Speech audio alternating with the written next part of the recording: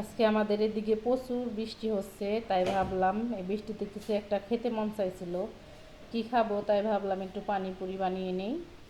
লবণটা দিয়ে দিলাম আর দিয়ে দিব বেকিং পাউডার। আমি এই পাউডারটা কিন্তু ব্যবহার করেছি, আপনারাও করতে পারেন। এই বেকিং পাউডারটা আমি সবসময় ব্যবহার করি। একটু ভালোভাবে মেখে আমি কিন্তু ভালোভাবে মেখে নিয়েছি। এখন দিয়ে দিব তেল। আমি কিন্তু তেলটা দিয়ে দিয়েছি। এখন ভালোভাবে নেড়ে চেড়ে মেখে নিব যতক্ষণ না তেলের সাথে মিশে যাচ্ছে ময়দাগুলি।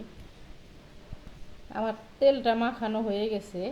যখন বুঝবেন এরকম করে মুঠ করলে মুঠো হয়, তখন বুঝতে হবে তেলটা একবার সুন্দরভাবে পরিমাণ মতো হয়ে গেছে। আমি এখন এটা কিছু পানি দিয়ে আটাটা মেখে নিব। এই তো আবার আটাটা মেখে নেওয়া হয়ে গেছে। আমি এখন রেখে দেবো কিছুক্ষণের জন্যে। আর এদিকে আলু সিদ্ধ করে নিয়েছি। আলুটা ছুলে আমি আলুটা ম্যাশ করে নিব। এই তো আমি ভর্তাটা বানিয়ে নিয়েছি কাঁচামরিচ পেঁয়াজ দিয়ে। আর এখানে দিয়ে দিয়েছি চিনি, বিট লবণ, কাঁচামরিচ, পেঁয়াজ আর লেবু দিয়ে নিয়েছি। এখন দিয়ে দিব সস। যেহেতু পানিপুরি একটু টক তো বানাতেই হবে, সসটা দিয়ে দিলাম আমি। আর যেটা দিতে হবে তেঁতুল, আমার কাছে তো তেঁতুল ছিল না, তাই আমি চাটনিটা দিয়ে দিব, তেঁতুলের চাটনি। তেঁতুলটা দিয়ে দিয়েছি। আর আমার ওই বোতলের সসটা শেষ হয়ে গেছে, আর একটু সস দিয়ে নিব, আর একটু বেশি করে সস দিয়ে নিব। এখন সবগুলো একসাথে মিশিয়ে নিব। বিশ্বাস করেন, লেবু আর তেঁতুলের টক মিলে খুবই অসাধারণ একটা টক হয়ে যায়। খেতে অসাধারণ লাগে, মনে হয় বসে বসে এই টকটাই খাই। আমি এরকম করে টক বানিয়ে মাঝে মাঝে ফুচকা চটপটির সাথে খাই, খুবই ভালো লাগে। এখন আমি পুরগুলো ভরে নিব। আটাটা ঢেকে রাখার কারণে কিন্তু খুব একটা সুন্দর যে তৈরি হয়েছে। কেমন সুন্দর হয়েছে দেখে বোঝা যাচ্ছে।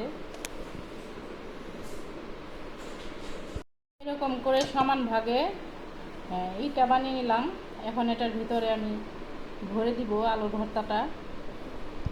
নিয়ে নিয়েছি, এভাবে হাত দিয়ে টেনে টেনে আমি এখন পুরটা দিয়ে দিব। তো দিয়ে দিলাম। এখন চারদিক থেকে এরকম করে টেনে টেনে,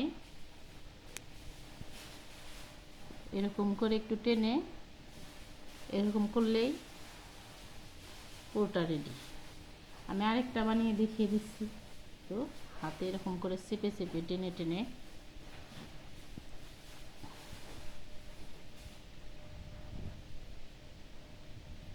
এইরকম করে টেনে টেনে সবগুলো আমি ভরে নিব।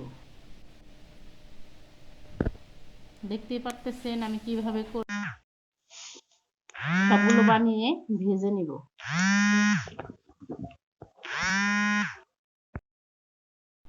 এই তো সবগুলো বানানো হয়ে গেছে।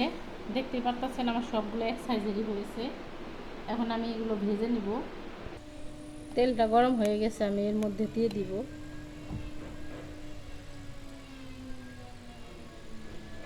তো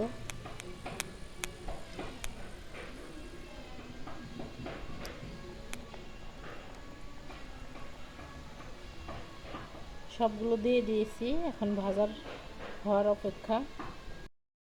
এই তো আমার ভাজা হয়ে গেছে, আমি এখন তুলে নিব।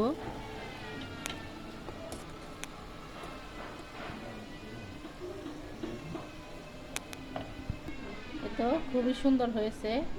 আমি এখন একটা, এই তো দেখুন কি সুন্দর ফুলেছে। এই দেখুন কি মসমসে। আমি একটা দেখাচ্ছি।